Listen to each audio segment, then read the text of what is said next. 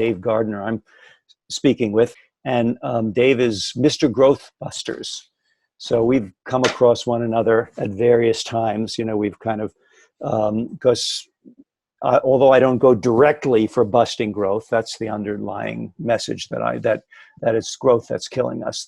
This fantasy that we can grow the human economy forever. I've been so impressed with the work that you've been doing, and so I'm hoping that I can get you to kind of give me a little bit of a remedial version of what you've been up to. You know that I know because I follow you.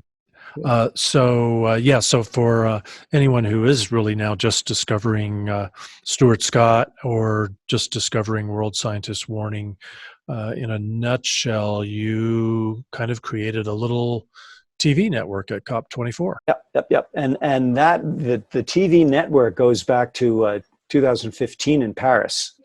I had thought I was going to be filming a documentary there, and I'd managed to get a retired TV news cameraman from England to come down and film for me for free. And at the end, he said, you know, Stuart, I don't think you have a movie here, but I do think you have a brand.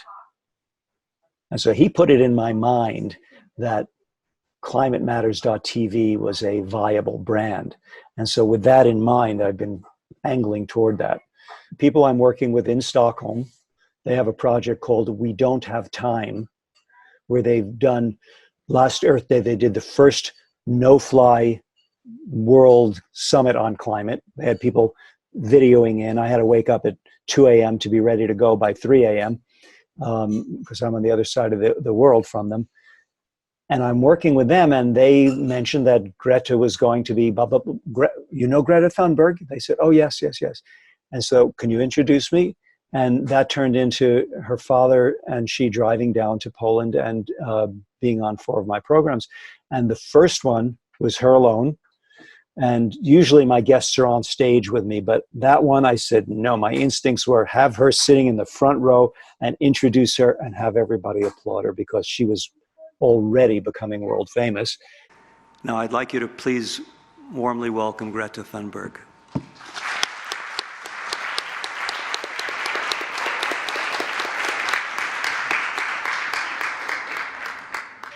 And I put on the last slide, if you'd want to interview, if anybody wants to interview Greta, here's her father's name and phone number.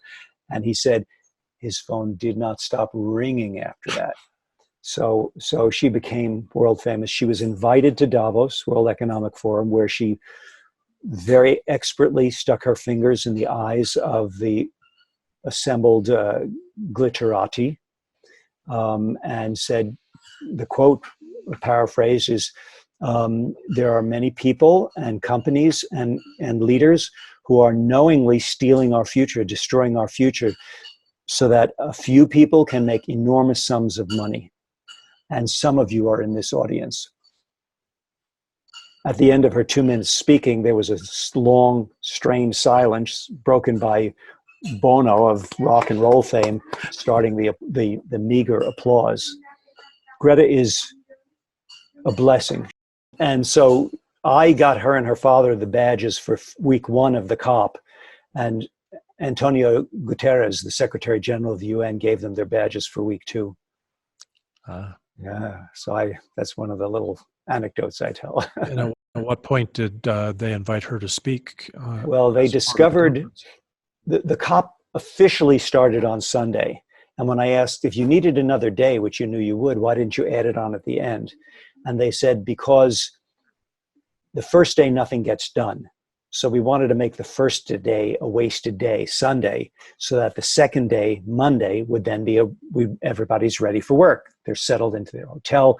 They know where the bathrooms are, where the lunchroom is, and they're ready to go. So that was their logic. So she and her father came on Sunday, arrived in Poland, and came to the COP to get their badges.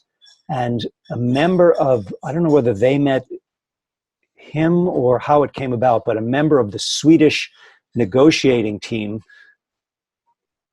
met them. Again, I don't know how that came about, and told the UN that they were there. And so Antonio Guterres passed back to them an invitation for Greta to appear at a private meeting he was having with youth. with global youth, a few youth leaders from around the world before the COP Monday morning. And so she participated in that. And it was extremely private. I was not allowed in. She brought with her a cameraman who was filming for a documentary that was being made about her in Sweden. They wouldn't allow him in.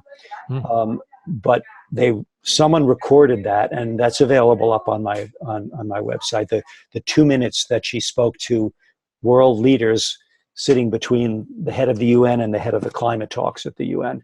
And again, she has this way of pointing her finger gently, as only a 15, now she's 16, can do, but with clarity and power and innocence all at the same time. And since our leaders are behaving like children, we will have to take the responsibility they should have taken long ago. Oh, what a blessing she is.